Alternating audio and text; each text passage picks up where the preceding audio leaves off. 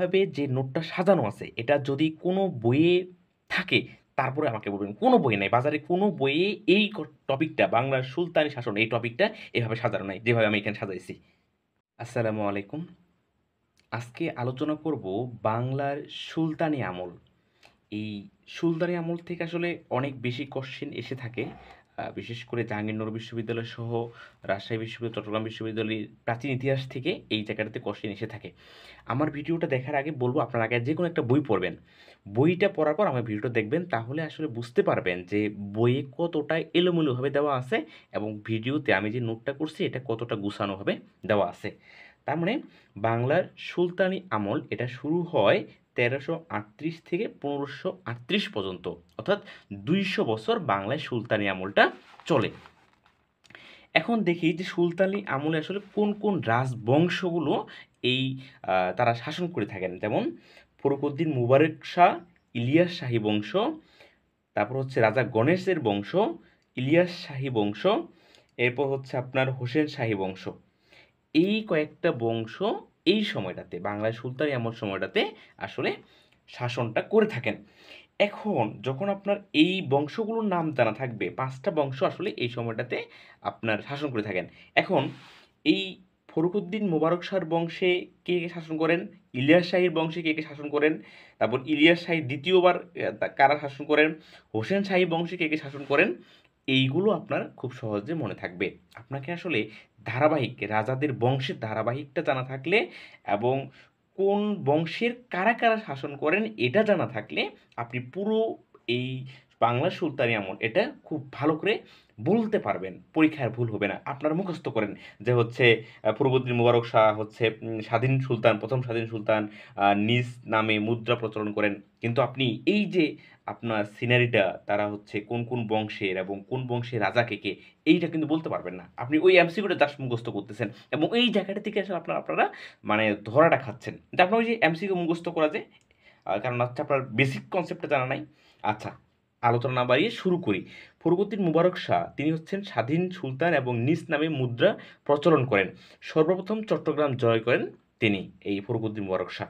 উনি একটা ব্যক্তি একটা বংশ শেষ করে গেছে। এরপর ইলিয়াস শাহী বংশ। ইলিয়াস শাহী বংশে মোট শাসক ছিলেন 3জন: শামসুদ্দিন ইলিয়াস শাহ, সিকান্দার শাহ এবং গিয়াসউদ্দিন আজম শাহ। এই 3জন ছিল আপনার ইলিয়াস শাহী বংশের। এখন এর মধ্যে শামসুদ্দিন ইলিয়াস শাহ তিনি মূলত এই আপনার ইলিয়াস শাহ বংশের প্রতিষ্ঠাতা। এই যে প্রতিষ্ঠাতা হচ্ছে তিনি, এবং বাঙালি শব্দটার তার সময় প্রথম ব্যবহার হয়। বাঙালি শব্দটা তার সময়ে প্রথম ব্যবহার হয়, এই যে বাঙালি শব্দটা। এবং শাহী বাংলা বা শাহী বাঙ্গালিয়ান তিনি ব্যবহার করেন এবং তার রাজধানী ছিল গৌড়। এরপরে আসি সিকান্দার শাহ। সিকান্দার শাহ আদিনা মসজিদ নির্মাণ করেন এবং গিয়াসউদ্দিন আজম শাহ শাহ মোহাম্মদ সগির এর ইউসুফ জুলখা এই সময়ে নির্মাণ হয় এবং পারস্যের কবি হাফিজের সাথে তার পত্র আলাপ হয়ে থাকে। এটা অনেকবার আশা করছেন, এই যে এটা। তার মানে ইলিয়াস শাহী বংশের এই 3জন শাসন করে থাকেন: শামসুদ্দিন ইলিয়াস শাহ, সিকান্দার শাহ এবং গিয়াসউদ্দিন আজম শাহ। এরপর আসি রাজা গণেশ। তিনি ছিলেন হিন্দু রাজা এবং 30 বছর শাসন করেন, উল্লেখযোগ্য কাজকর্ম তেমন নাই। এরপর আসি দ্বিতীয় ইলিয়াস শাহী বংশ। এইখানে বরবক শাহ এবং তিনি দাখিল দরজার তোরণ নির্মাণ করেন। এটা খুব বেশি আসে নাই, খুব কম আসছে। এরপর হোসেন আলী শাহ, তার বংশে ছিল 3জন: আলাউদ্দিন হোসেন শাহ, নাসিরউদ্দিন নুসরাত শাহ এবং গিয়াসউদ্দিন আজম শাহ। এই 3জন ছিল হোসেন শাহী বংশের রাজা। এখন দেখি আলাউদ্দিন হোসেন শাহ তিনি কি কি কাজকর্ম করে গেছেন। আলাউদ্দিন হোসেন শাহ ছিল শ্রেষ্ঠ শাসক, এই হোসেন বংশের শ্রেষ্ঠ শাসক ছিলেন আলাউদ্দিন হোসেন শাহ। শ্রী চৈতন্যের বৈষ্ণব ধর্ম তার সময়ে আসলে উদ্ভব হয়। মালাধর বসু শ্রীকৃষ্ণ ভগবত এবং পুরাণ রচনা করেন। কবীন্দ্র পরমেশ্বর এবং শ্রীকর নন্দী মহাভারত রচনা করেন। কীর্তিবাস ওঝা রামায়ণ রচনা করেন।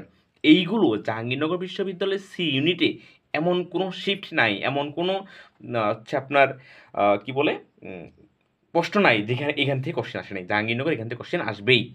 তারপর হচ্ছে উপাধি, তাকে তো বলা হয় বাংলার আকবর, নৃপতিভূষণ, জগৎভূষণ। এরপর বলা হয় কৃষ্ণ অবতার এই আলাউদ্দিন হোসেন শাহকে। আর এই সময়টা স্বর্ণযুগ ছিল এই আপনার হোসেন শাহী বংশে আলাউদ্দিন হোসেন শাহ যখন রাজা ছিলেন তখন ছিল স্বর্ণযুগ, এবং গৌড়ের সোনা মসজিদ এবং হচ্ছে গুমতি বিহার তার সময়ের হচ্ছে আপনার নির্মাণ। গৌড়ের সোনা মসজিদকে ছোট সোনা মসজিদ বলা হয়। এরপরে আসে নাসিরউদ্দিন নুসরাত শাহ, তিনি গৌড়ের উম, জাদু বাড়ি নির্মাণ করেন, বড় সোনা মসজিদ নির্মাণ করেন, বাগেরহাট মিঠাপুকুর নির্মাণ করেন, এবং গিয়াসউদ্দিন আজম শাহ ছিল শেষ সম্রাট এই আপনার হোসেন শাহী বংশের।